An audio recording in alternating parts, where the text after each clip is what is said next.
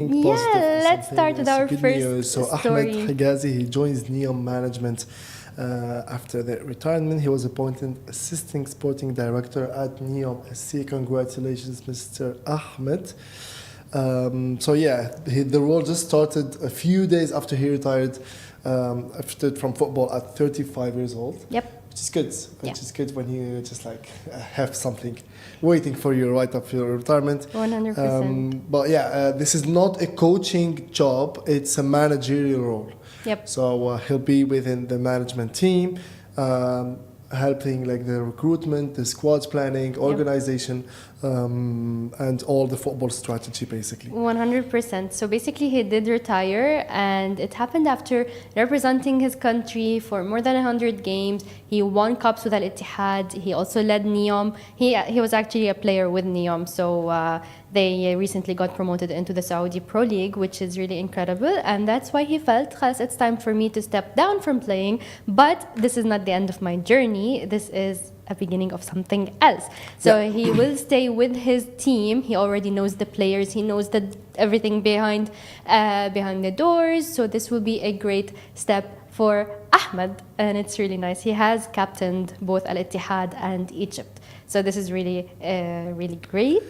100%. And NEOM are really growing rapidly. They were Al Sukur, and now after NEOM, the mega company bought the rights basically, and they have been growing. And they have players like Saeed Ben Rahma. He's Algerian, so they have a really good team. But they won the promotion also for first division, and they're now preparing for the Saudi Pro League. So it's getting there. I think with Ahmed in the managerial role, he will help them evolve more and get to the main objectives.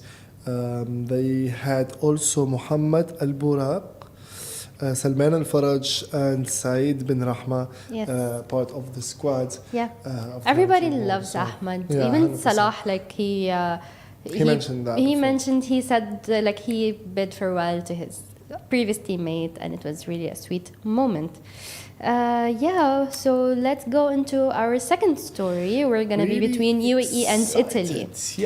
So we know that Pirlo has been the leading name to be Italy's new coach, and everything was going smoothly. And even with Maldini and Leonardo, they have been pushing for him as well.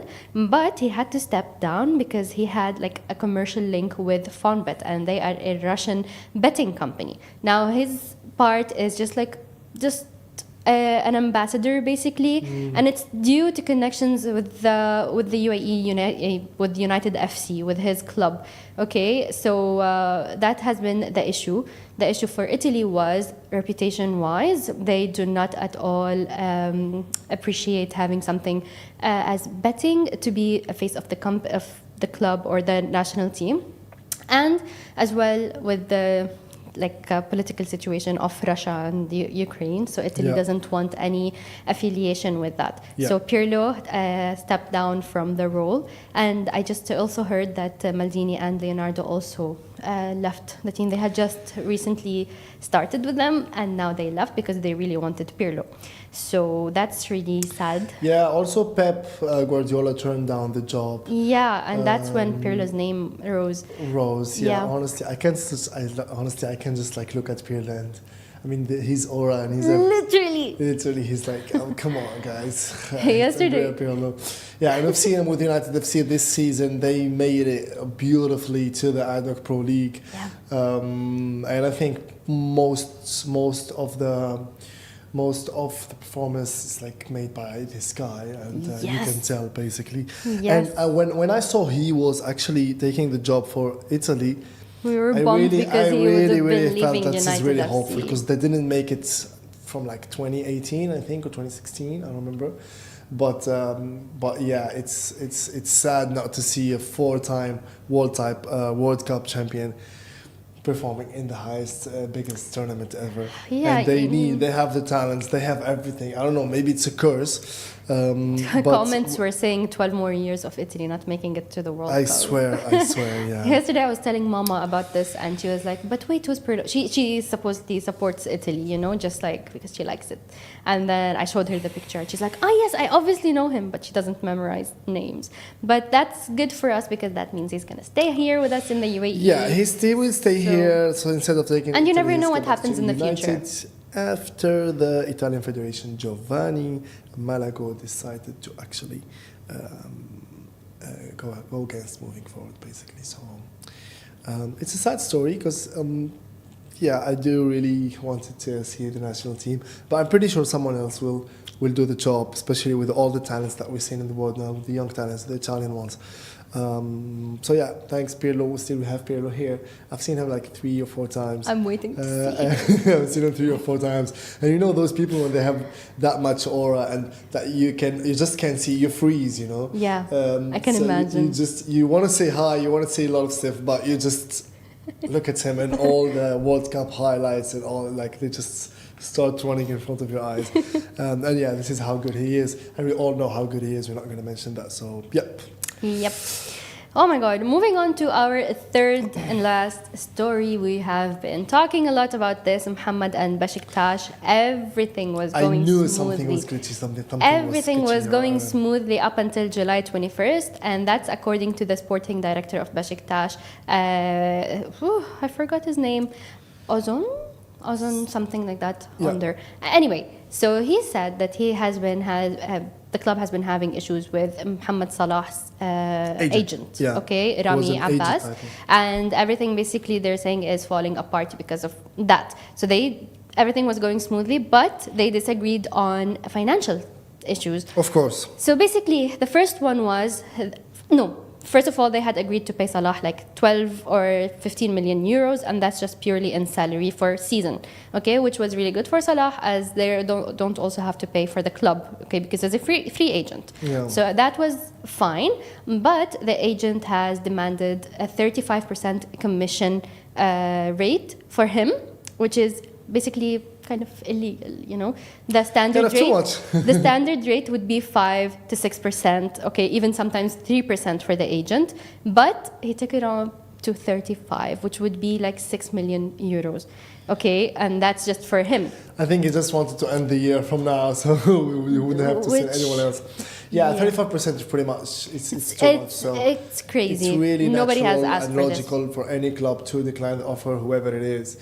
But I really felt that Beşiktaş and Salah would be a really good mix. Well, we thought so too. We thought that they said that his family would want to stay in Istanbul, and I thought that everything was going to be fine. But the second issue is, as well, it's the image rights. Basically, Salah is a walking brand, and we know he's the face of Adidas, Pepsi, Vodafone, and so much more. So that alone would have been bringing in money to the club. But the agent as well doesn't want to give the club any rates or at all. So they want to keep 100% of whatever they make 100%. outside the football. With those 35%, they can also get a new player. 6 million. 6 million is crazy.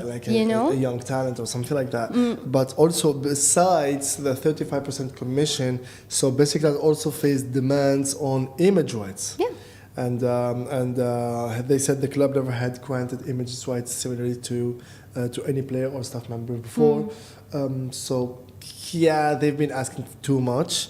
And then they considered the packages unacceptable and they had to back down and they pulled back. But Beşiktaş have been thinking that Salah doesn't have any link with this. It's purely the agent talks. 100%. Okay, so it's all about the agents these days. The deal is not cancelled. It's not finished. It's still on the table. If they take it as it is, they will not negotiate. They will not remove anything. They will not. 100%.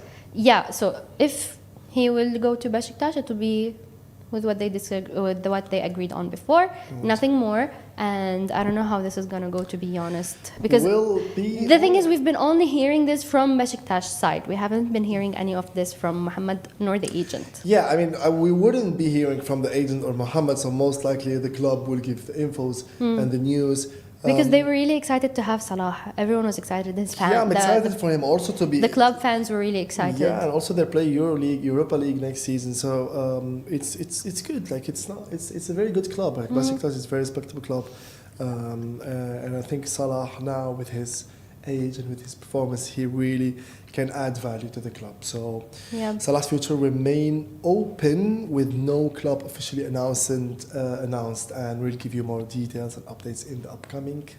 100%, we're gonna see what's gonna happen.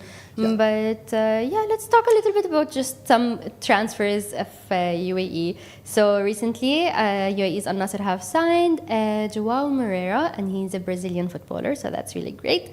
And who else? Let's check if we have any. For now, that's who I have for Al Nassr. But it is the summer transfer window, so we're gonna be talking all about the transfers. But thank you so much. This was it for the Smashi Sports Show. Thank you for tuning in. But let me first just check if we have any comments, because I forgot to. We have Gypsy saying, "Who do you think would win the Premier League next season?" I don't know. Manchester City. No, I hate that. I hate when she says that. Sorry, but I'm not a Manchester City. But Manchester United, I think next season they're gonna pull something big. Yeah. Because they didn't. No one expected their performance this season, and we've seen Bruno in a magnificent performance. He broke the records of assists. He broke the records. I mean, he's very good, and the team around it is very good.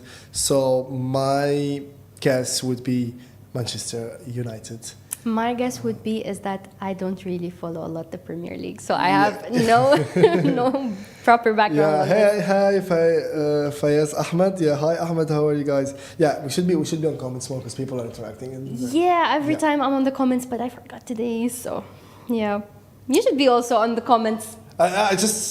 You're right. You're right. Well, guys, it's always good to have you. We'll try to bring you more dramatic. No, not dramatic. Happy and sad news at the same time. UFC update. Remember when we talked about the game of Ankalaev and what's his name? Bogdov?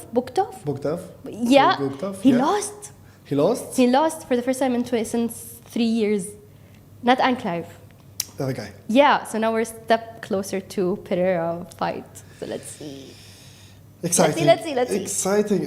Always Real Madrid fans, Ahmed. You're the Madridista. La. You love Spain. You're more like Barcelona? Barcelona. You know Barcelona. Barça. But that's why I'm more like a player fan, not a team fan. I mean, like I like some teams, but I always follow players better than teams. And my favorite team is the Taraji Riyadi Tunsi in Tunis. My following players is the thing that gets me in trouble with the football boys. You know, they're always like, you gotta be like loyal to the team. Yeah, I mean, I am loyal to my team, but I'm also gonna follow other players who I love and see and be happy for them. Yeah. Not when it hurts Barça. Well, the thing is, like, for example, me, Real Madrid. Ahmed says Real Madrid, but Real Madrid squad back in the 2000s, like it's. Like you love the players more than the club, you know. Yeah, now I learned to appreciate Ramos. I hated him at first. Like all these and Ronaldo, are like it's such a. It was such a golden era. It was such a golden era. But yeah, thank you guys. This was a wrap for today. This was a Smashi Sports Show, a Smashi Sports production, part of Augustus Media Podcast Network. Thank you for tuning in. We'll be coming every day with exciting news from the Arab sports world. Again, we would love to have you live with your comments, and you can have everything on the newsletter and the socials. We cover all platforms, so make sure to be updated. Thank you, Sarah. Thank you, Aziz. We'll see you tomorrow with more news. Bye. Bye-bye.